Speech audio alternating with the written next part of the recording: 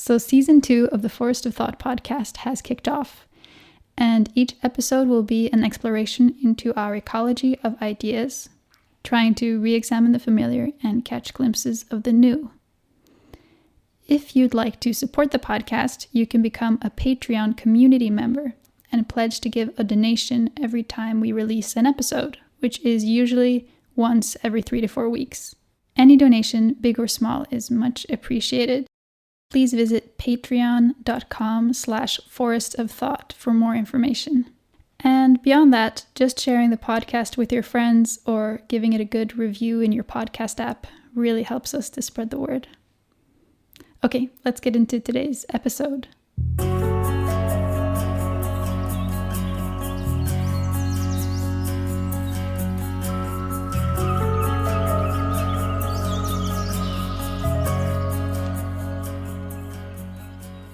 Welcome to the Forest of Thought with me, Ingrid Rieser. Words like culture and aesthetics often conjure up images of great paintings and sculptures to be gazed at in museums, or grand symphonies to be listened to in concert halls. But maybe there's a deeper meaning to those words that we've forgotten. Something much more grounded, more sensual, and somehow deeply connected to the bubbling bacteria at work in a bowl of rising bread. With us to explore these questions is artist and cultural activist Eva Bakkeslett. It's almost like, I've the worms are telling me stories, and they want me to tell those stories to the rest of the world. And the microbes, when I started listening to the microbes, they were really inspiring, and they had lots of stories to tell. And I decided that it was time to learn to speak the language. Eva is an artist, filmmaker, curator, and cultural activist, exploring the potential for social change through gentle actions. She often uses film, participatory events, and workshops as ways to create experiences that challenge our thinking and help cultivate new narratives. As we'll hear in this episode, fermentation as a process and metaphor is central to her work. I spoke to Eva on a sunny evening in April from our cabin in the Swedish mountains. Eva was speaking from her home on Engeløya, Angel Island in northern Norway, and was also joined by her cat Tiger, who you can hear chiming in with soft purrs here and there. I don't know if Tiger speaks English. She's a Norwegian cat. We'll see what Tiger has to say in the course of the... Yeah, no, she might say some, come out with some wise word. She's my Zen cat. She keeps me sane. Wonderful. So I was wondering if you wanted to start with just saying a bit about where are you talking from, or where are you right now? Well, I'm based on an island in the north of Norway, and I normally say it's in the armpit of the Lofoten Islands. So if you just imagine the famous Lofoten Islands as sprawling out into the sea there, I'm in the sort of wet and sweaty bit. I'm just there. But it's good because the Lofoten surrounds us and keeps the mean northerly wind away from here. But it's still in the Arctic and above the Arctic Circle. On the Norwegian coast. I remember when I visited you, I was so impressed because you have, even being north of the Arctic Circle, you have such an incredible garden that really, seems like it keeps you fed for a large part of the year.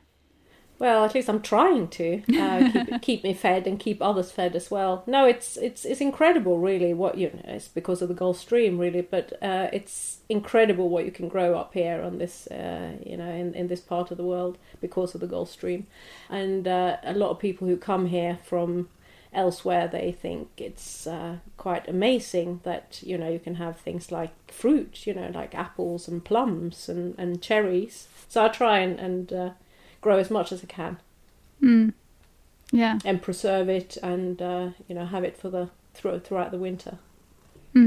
So I wanted to talk to you about something that I've heard you speak about before, which is sort of the real meaning of the word culture. So could you say something about that, and maybe how your understanding of that word has sort of developed and changed throughout your work as an artist? Yeah, well, the word culture is an old Latin word, and originally, well, it comes from colere. It's probably not pronounced the right way, colere, which means to tend or to nurture, and tending and nurturing the ground, really. And so culture comes from that nurturing and comes from being with the land and being with everything that is in the land and making sure that, you know, you put your love and your energy into it and help it. And for me, that's always been a very important connection in my work and in my life. And I think it's really something that we've lost sight of, and we have redefined, like we do with a lot of words. We redefine them into our new context and forget about the original meaning. But sometimes that can be a really useful way of picking up something that we've forgotten about, to go back into the roots of the word. So how would you say that this older meaning has affected how you work with culture and how you work with art? It's just rooted me in this awareness and this knowledge that we used to have, that nurturing is the way to go. I mean, that is the kind of fundament for creating culture, not the ego, not the, you know, not a sort of selfish act. It's about being aware and tending to what we have around us, and being gentle, and a sort of a gentle action, really.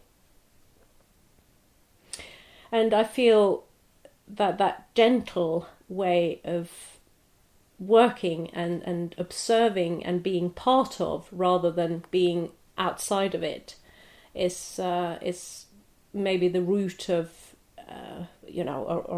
I definitely feel it is the root of the misery that we the sort of breaking, the world that is breaking apart in every kind of way. And in my life and my artwork, and which is very amalgamated, it's fused. I feel that this informs me. This is a kind of that way of thinking of culture is a way. It's a guideline, really, of how it needs to be. Just a rootedness and a nurturing and an awareness and a gentleness to reveal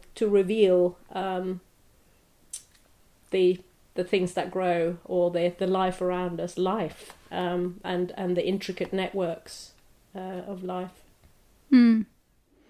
Yeah, and it's interesting because I feel like in a lot of your work you are also collaborating a lot with, of course, with other people, but also sort of with the non-human living beings that surround us. Could you, and I mean that really connects to, I mean, like just this idea of culture that you were just describing, that it is about nourishing and interacting rather than just forging ahead. Could you say something about that? Yeah, I think when you stop your everyday actions and your thoughts and everything that we are told and been taught in school and all the rest of it, and sit down and stick your finger in the earth and plant some seeds and see what happens, and you're really with it, as in, you know, you're not doing it in a hurry, you're not thinking about something else, you're just there with it. You learn so much. There's so much humbleness and so much to learn from that very action. And when I started doing that, I had a yearning for doing that 20 years ago. I was fresh from art school, and I just really wanted to grow my own food. And just the act of learning to grow my own food has, I would say, have been the basis for a lot of the ways that I think about environmental action, the way that I think about making work, and the way, perhaps if I can describe, give a sort of concrete example of that transformation. It's when you sit there and you marvel at the earth itself, what's in it, and meet the worms and see all the sort of critters that crawl around it, and your curiosity leads you into not just naming them and thinking this is a worm and these are some strange critters and they're going about their business, but actually really wanting to talk to them, just listen to them and look at them and be curious and see, who are you and what are you doing down there, and then what, how are you interacting with those roots and what's happening there, and then you realize that that organism, that plant, has grown in that earth, and it's sucked up all the nutrients from the earth and everything that has been transformed through the metabolic process of the worms and the critters that live in it. And of course it's stretching towards the sun. Okay, it's interacting with the universe. How amazing, and it's been breathing this air and going through this amazing transformation process, the photosynthesis and transforming into this being, and then eating that. It's such a beautiful it's just such a beautiful act of being. And then I'm thinking, as a human being, I can look at that, and as a gardener I can look at that and be amazed and be humble and just marvel at that incredible process. But as an artist, I also want to communicate this, because I feel that, okay, we've lost, one of the reasons why we find ourselves in this predicament is because we've lost that beauty and that process out of sight. We've become so rational in our relationship to the earth that we've forgotten to look at those very simple, they're not simple, they're immensely complex, but they're also very simple. We've lost that out of sight, and once you start looking at the simplicity and the complexity of it and marvel at these processes, it's it can really change you and your relationship to the earth, and bring out that love and that marveling and that humbleness that is so needed to have a different relationship to the world around us.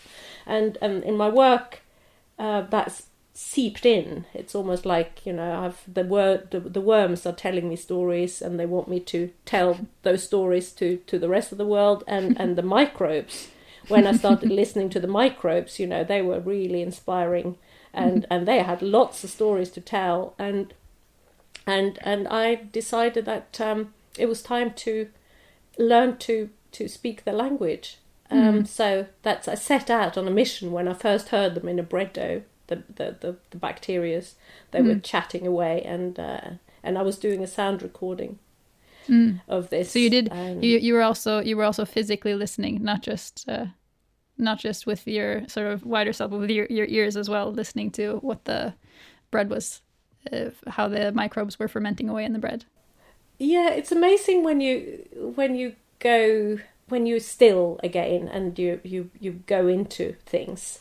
Like growing or baking bread or whatever processes you do. If you do it very quickly and you forget to listen. But if you do it gently, suddenly you catch yourself sitting there with the bread dough in a bathroom, because I was filming at the time, and I was making a little film about the poetics of bread, because I've been baking bread since I was little, and I've never really thought of it like a poetic journey, but suddenly I just realized there's so much poetry in it, in this journey. I was making this bread film, and I wanted to record the bread dough rising.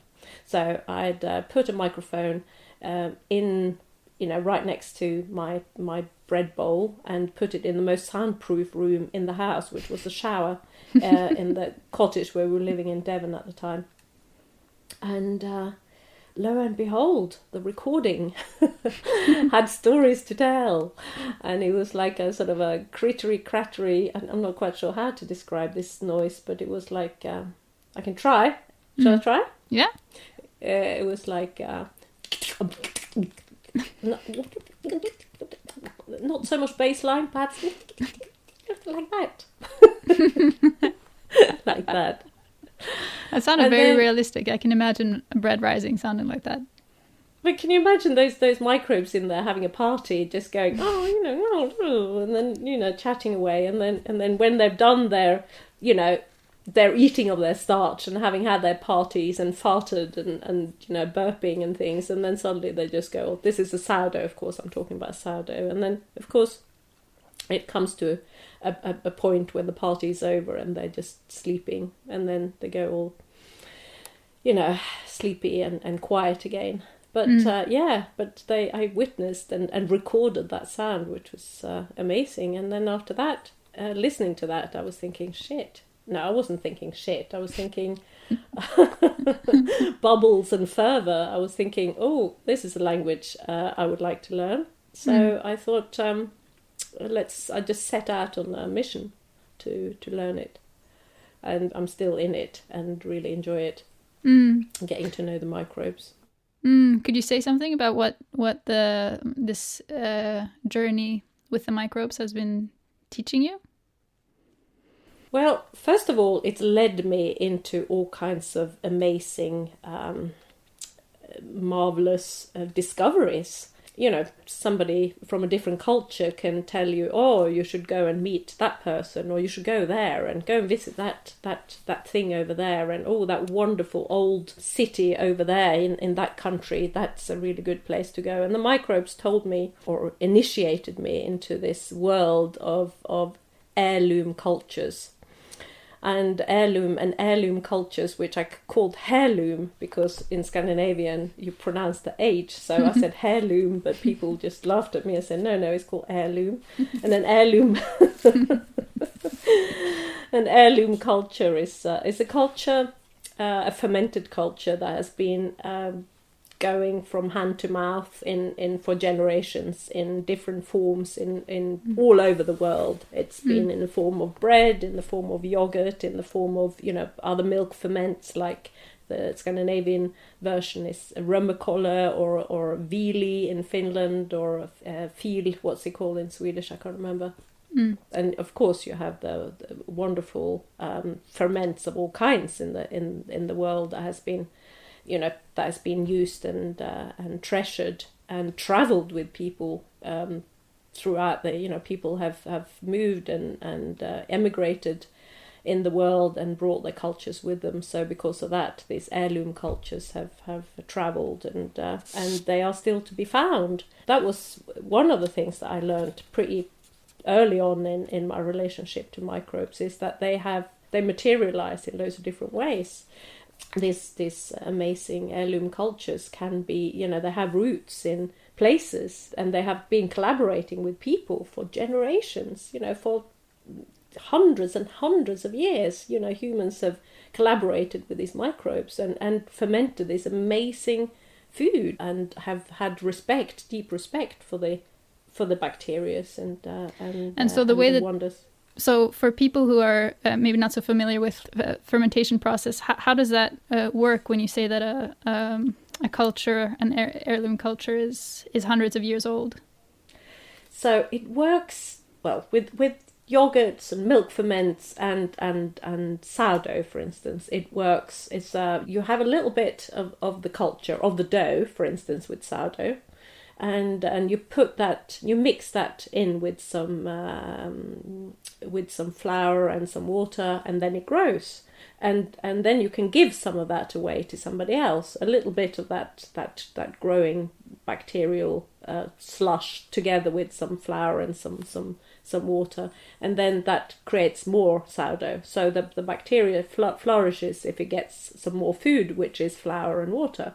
So, and then you can give a little bit of that to somebody else, and then they will have their sourdough, and then they can make this dough of it and give it to somebody else, and then like that you can share it.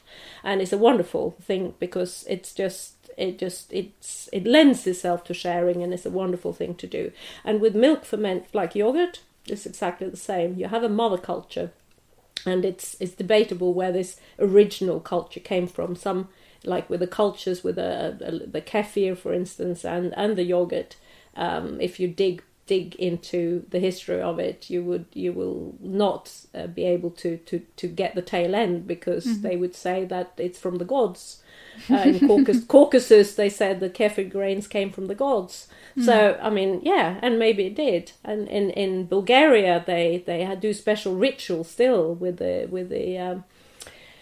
spirits in springtime. They go with handkerchiefs and collect the morning mist, and they put it back into the yogurt culture. So it's like it's a sort of connections between the air and the bacteria in the air, and the earth and the milk and the animals that give the milk, and the humans, of course. So with the yogurt, it's the same thing. You can have a little bit of yogurt. You put it in you have to heat up the milk then, and you put it in the milk, and it ferments there, and then it becomes yogurt. And you give away a jam jar or a little bit of yogurt to the neighbor, and then they can perpetuate the yogurt there. The main thing is that it can be perpetuated and shared, and it can also you can dry it. So when people traveled, when people were emigrating to faraway places, they couldn't bring their big jars of ferment with them. So they dipped, for instance, a handkerchief in a pot of yogurt and dried it. And then the bacteria have such amazing abilities of transforming. So they can also go into this dormant state as a little bit like a sort of, I imagine them like little astronauts or something, being sort of cooped up in this in this little shell, and then going, just hibernate, and then they go into this hibernation thing. We just dry now, and then they can live like that for hundreds of years actually, and thousands, and then you put them back in the milk, their environment, give them good conditions for growth, and then boom, voila, hello, and they're out again, and then they're alive suddenly. Magically they're alive. I did that with this crazy culture from India the other day, and it was amazing. It hadn't been, it'd been hidden in my cupboard for 3 years, and suddenly it was awoken. Awoken. It's great. Wow, yeah, and it's incredible because it's this, like you said, there's something so special about it being a food that is alive, and yes. that you do need to sort of have a reciprocal relationship in terms of feeding and providing the right conditions for it to continue to stay alive. But then that's fascinating that it can also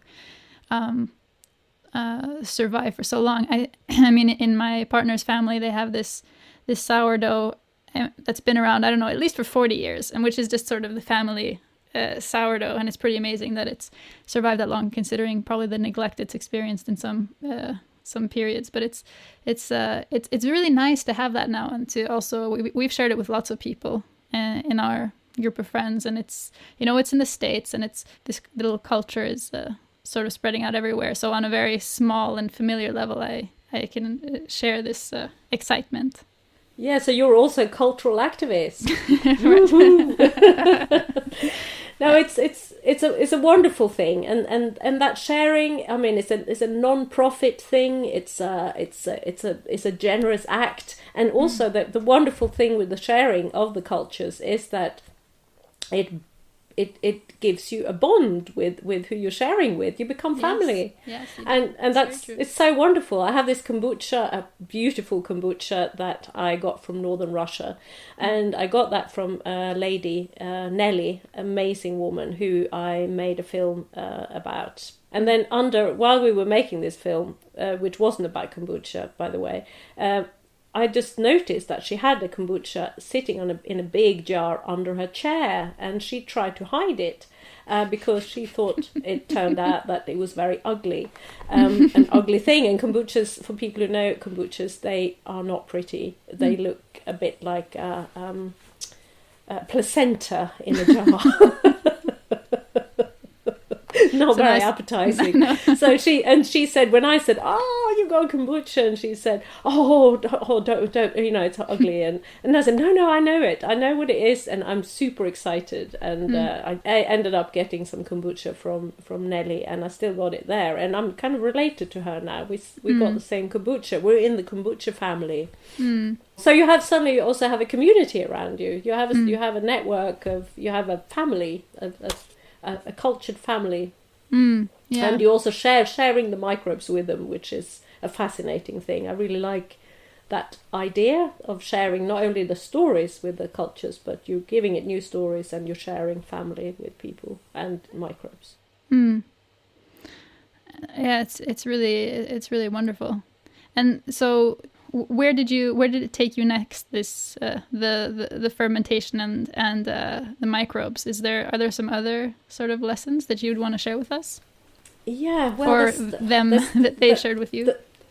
There are many. Of course, they introduced me to all their friends, all their weird and wonderful heirloom cultures, and also the ways of preserving food, ways of using the existing microbes that are on the outside of cabbages and everything that has grown in the earth, and you make it into sauerkraut or kimchi and all that. It introduced me to, and it introduced me to ways of thinking about microbes and how they're so ingenious.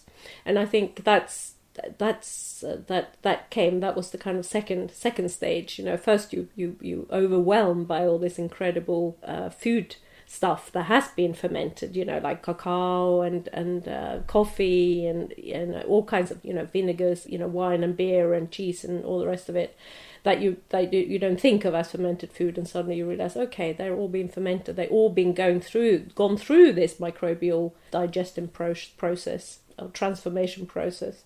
But then the sort of second, if you dig deeper, then you start thinking, okay, so this bacteria, they're doing this transformation, and how they're doing that? Well, they're doing it through their digestion, a bit like the worms are transforming the earth through their bodies. So they're ingesting and digesting, and then spitting out something that is more energized and better for the earth, better for us, better for they bettered it. By putting it through their bodies, they made something that is great. It's a marvelous act.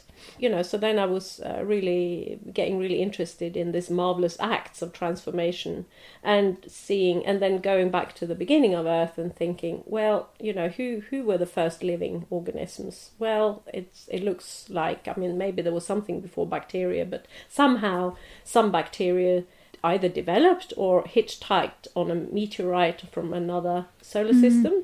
We don't know, but some bacteria started life on Earth, and that is just an incredible thought. And then they were, there must have been maybe not so many, and then and they were very simple creatures. But what is simplicity? And then just starting to look at the development there, and this was on a planet that didn't have any oxygen. They were just living in this sort of pools of goo, and that they were transforming. And then when they sort of started running out of that food, then they needed another way of. They needed to adapt, find a way of adapting, and that's when, well, simply put, then they invented photosynthesis, and then suddenly they could, which also turned out to be difficult, because then oxygen became the predominant, and some of the microbes couldn't cope with the oxygen, and they had to disappear to faraway places, and they're still there, in the anaerobic, you mean the anaerobic bacteria, yeah. Right. But it's quite incredible to think that they, some some bacteria were like sort of little pioneers, and they think, oh, what can we do? Oh, we're hungry. Yeah. Oh, look at that. Oh, it's sun, and then let's just do this magic trick, and you could just sort of get a feel for but just going into those thoughts and thinking, that happened, and how incredible it is to think of bacteria as creative, as artists, really. I see them as fellow artists and very inspiring fellow artists that were ingenious and still are ingenious in so many ways. Yeah. And we have come, when you look at the history of, the more recent history of human perception of bacteria is something evil. It's, when this Dutch, he was an optician, I think, the first guy who discovered the bacteria, and he because he invented the microscope, and he saw these little creatures, and he called them animalcules. They would just look like sort of really horrible animals. But, recently, luckily, we're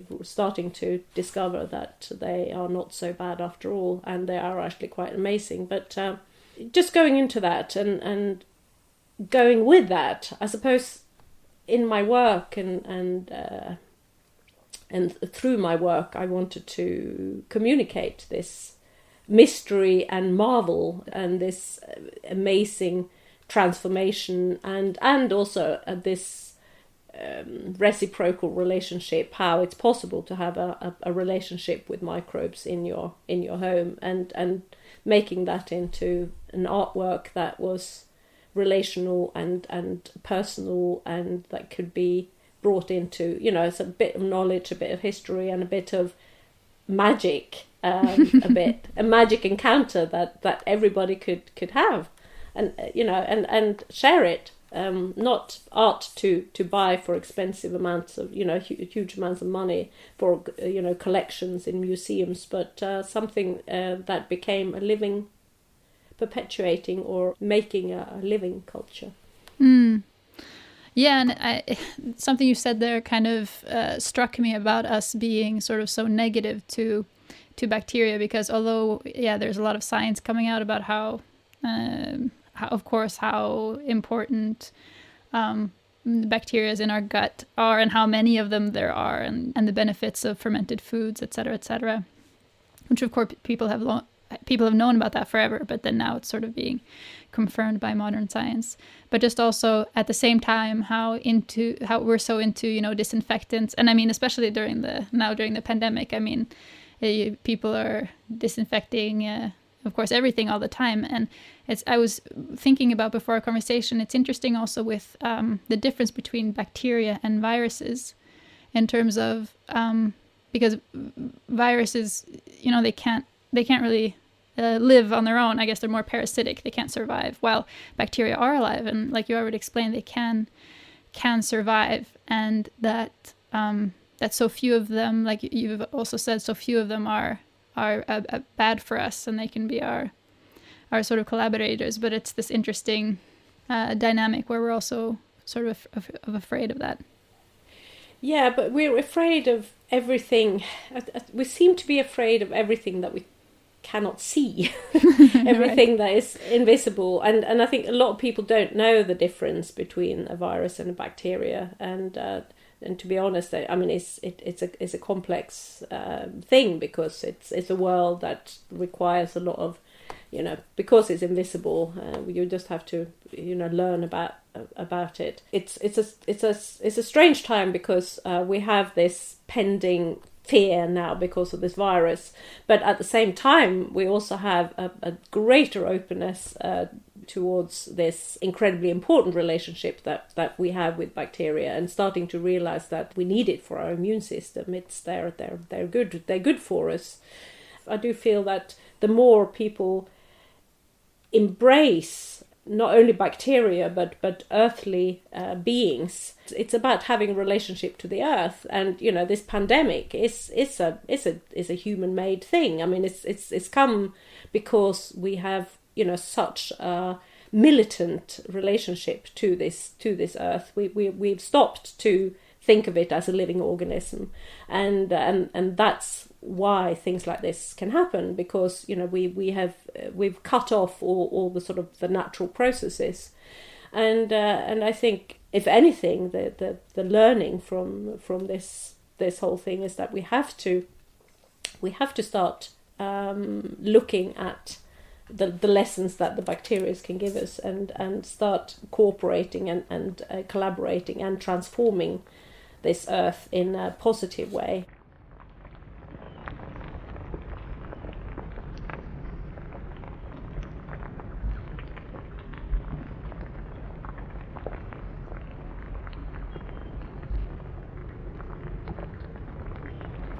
This is the sound of earthworms transforming food and plant waste into fertile soil.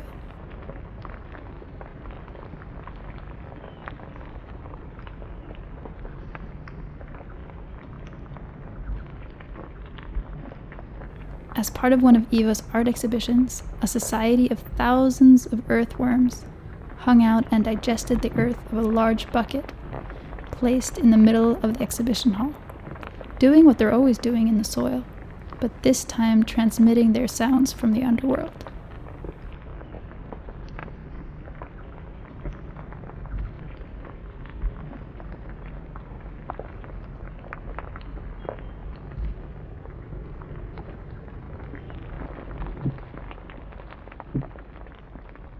Well, maybe in relation to that, do you want to say something about also aesthetics? Because that's another word that you've also sort of explored the deeper meaning of. Yes, aesthetics has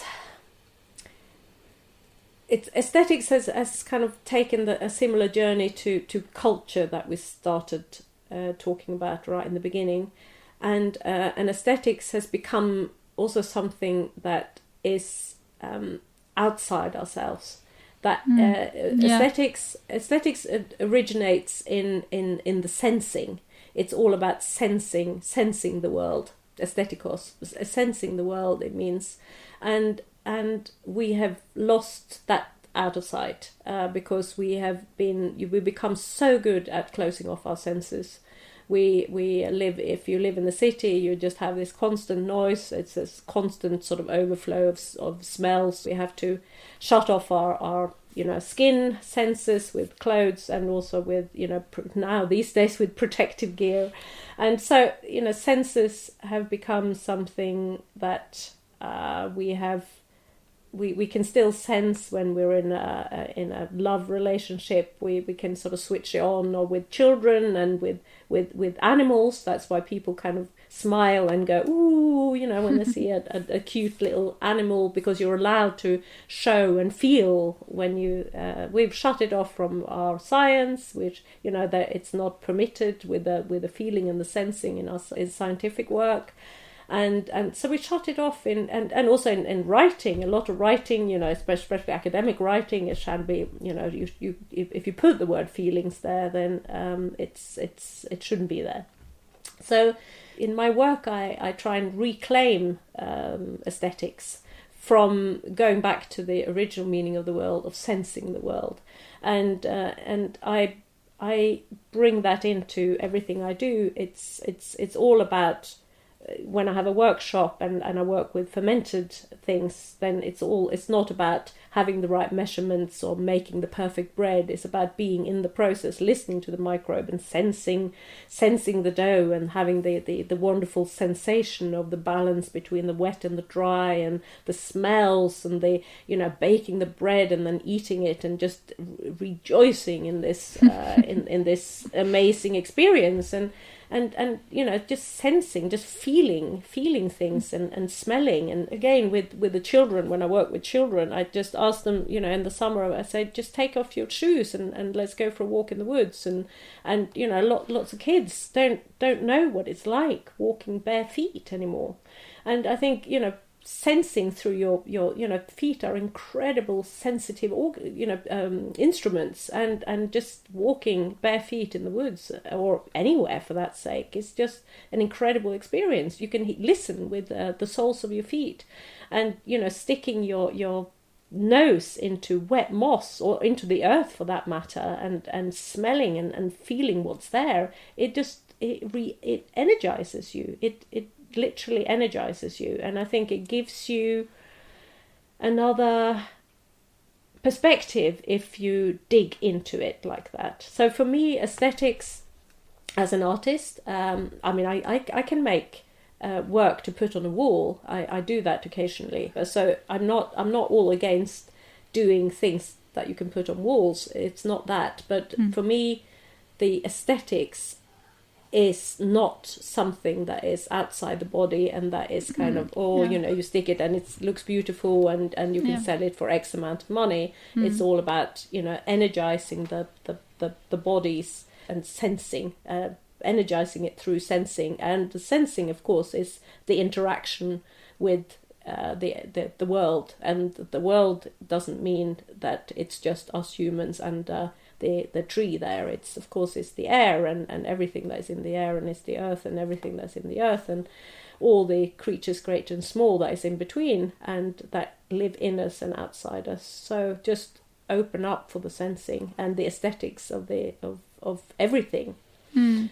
I was in Japan a few years ago, and I went there to learn to make paper, the traditional Japanese way, koso, mulberry fiber paper, which was an amazing experience.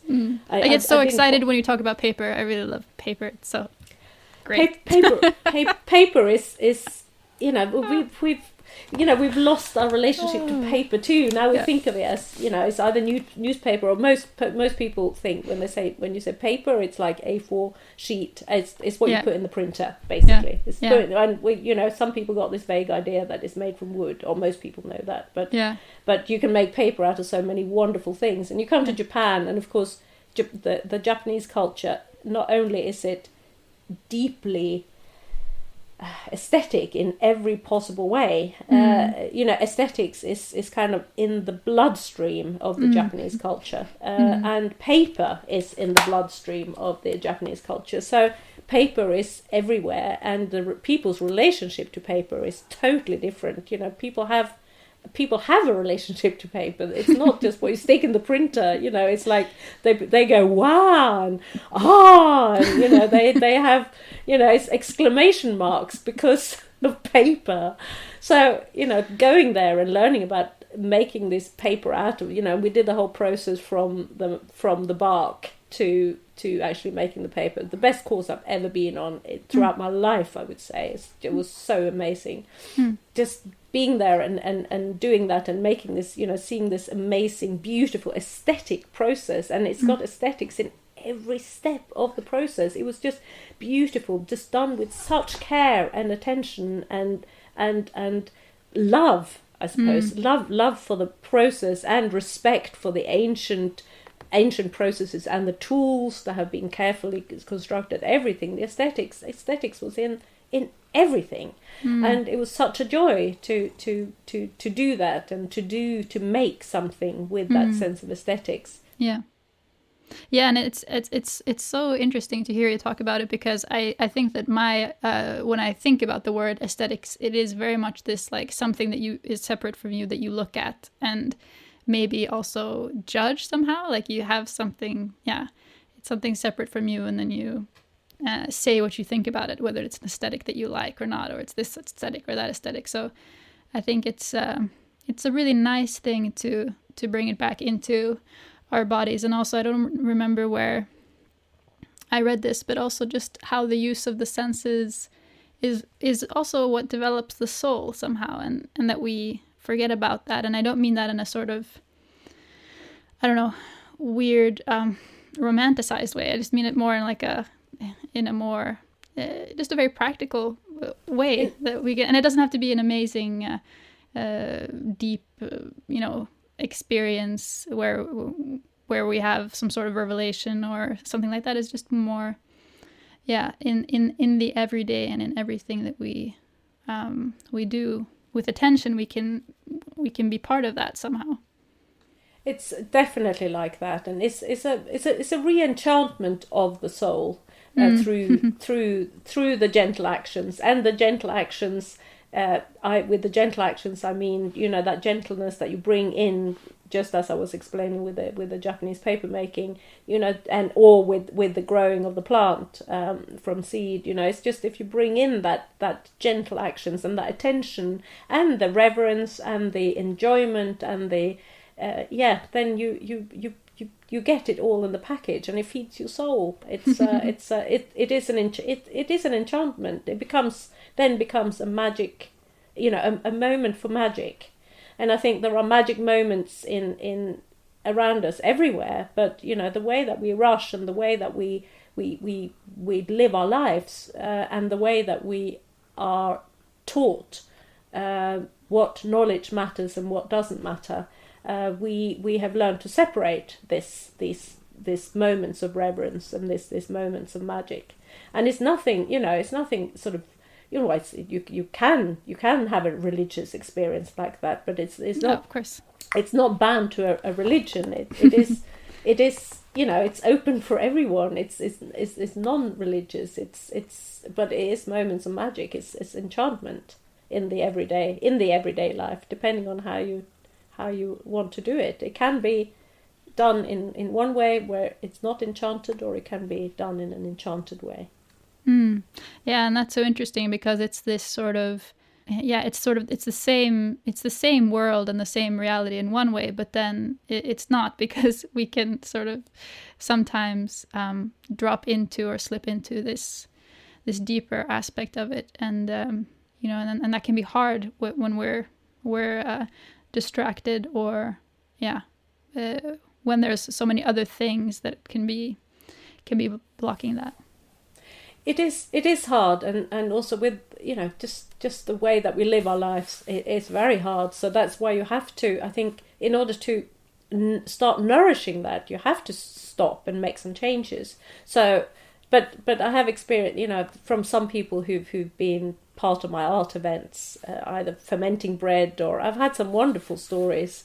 There was this, one story of a man in Germany who'd never, he had never even thought of baking bread, but he actually got a sourdough from somebody who'd taken part in one of my events, and they brought the story on, and that seemed to have transformed his life, and that was that was one of the sort of first experiences I had of that transformation being able to happen through the art, and that really inspired me to do more, to work with fermented cultures in that way, artistically, in the sort of aesthetic, my definition of aesthetics, in a sort of sensual matter and a sensual communication in that way. I do think it has seemingly slow, because it's the opposite of explosive action, a gentle action. It's seemingly slow, but it has reverberations that are beautiful, a positive reverberation.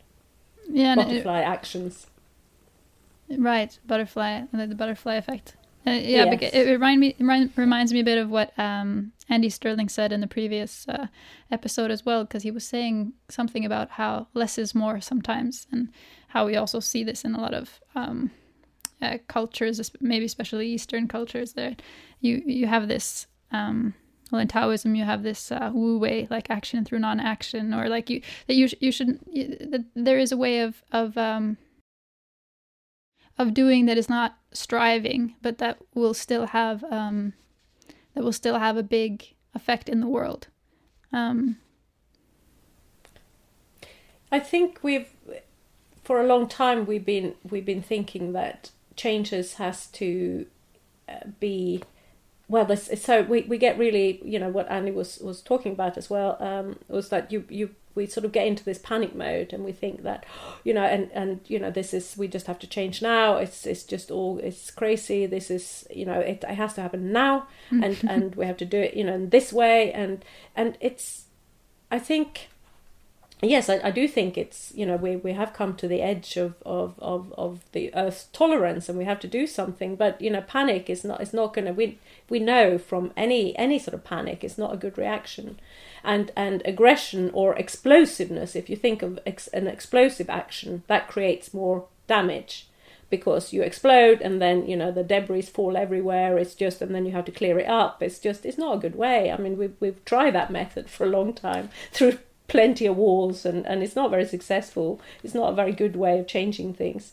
But if you're changing things through gentle actions, it's slower, but you play on fungus, such a great example. Fungus are the greatest transformers of all, and they're the biggest, the most successful organism on this planet. Apart from bacteria, they are transforming things all the time. They're really working hard at it, and it's almost invisible. But then you start thinking, this is you can see it, and you can feel it. And it's incredible. And the way also now we know that it's not just what's what they're doing and how they're decomposing and composing, but is also the communication and the communication network through the trees and in the forest. And it's so many weird and wonderful ways that they are transforming and changing the world. And it's just, again, look at, they're great transformers. They're super good. They don't do explosions. They're gentle, but still they're moving. They're hard workers. They're at it. If we get inspired by fungus and bacteria, then we can learn how to do these more gentle reverberations rather than doing our explosions and changing our mindset. Yeah, that's great. I think that's great advice from the fungi and the microbes. So I thought, just as a last question, I was wondering, I think that especially artists are really lifelong learners and are always learning and developing. So I was wondering, could you say something about what you feel you're on the cusp of discovering right now, or what you are deep in the process of learning at the moment? Like, what feels most alive for you right now?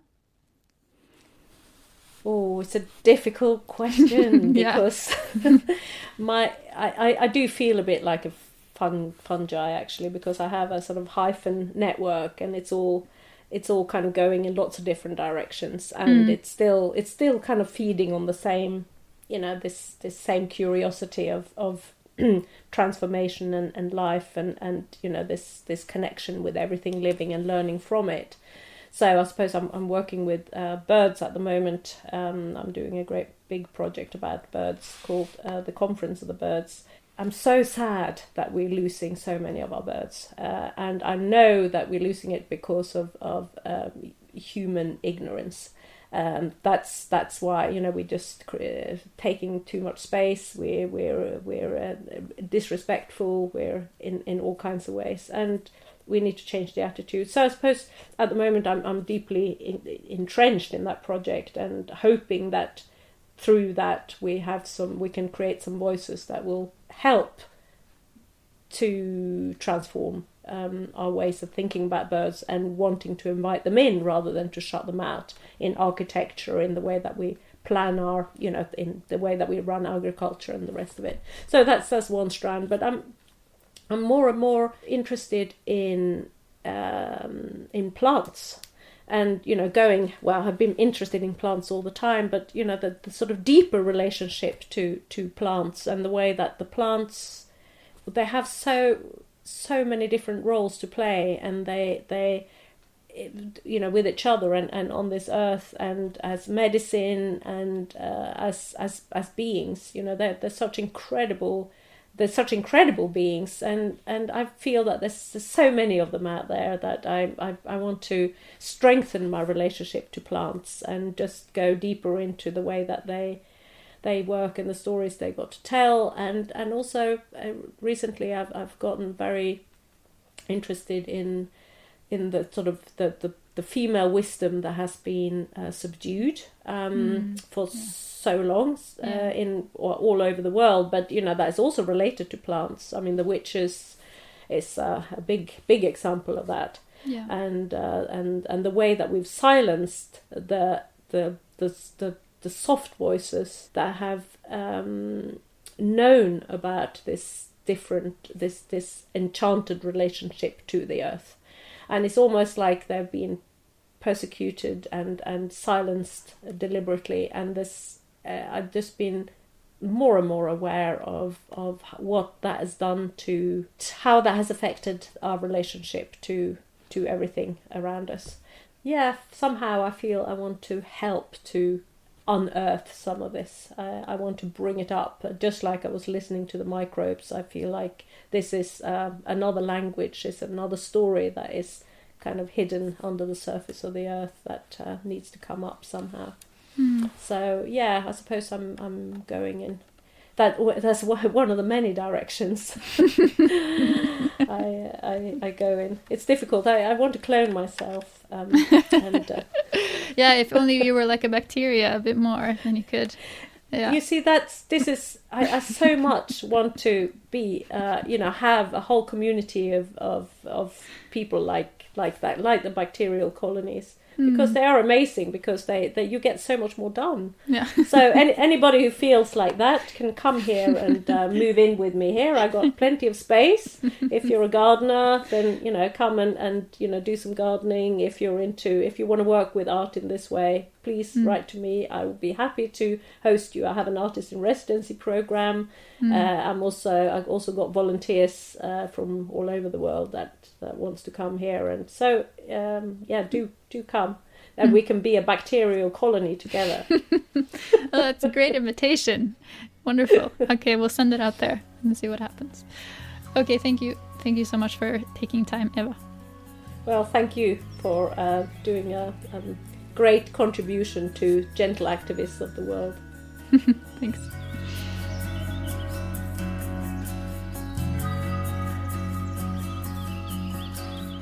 Links to Eva's website and other things we talked about are in the show notes and on the website, forestofthought.com.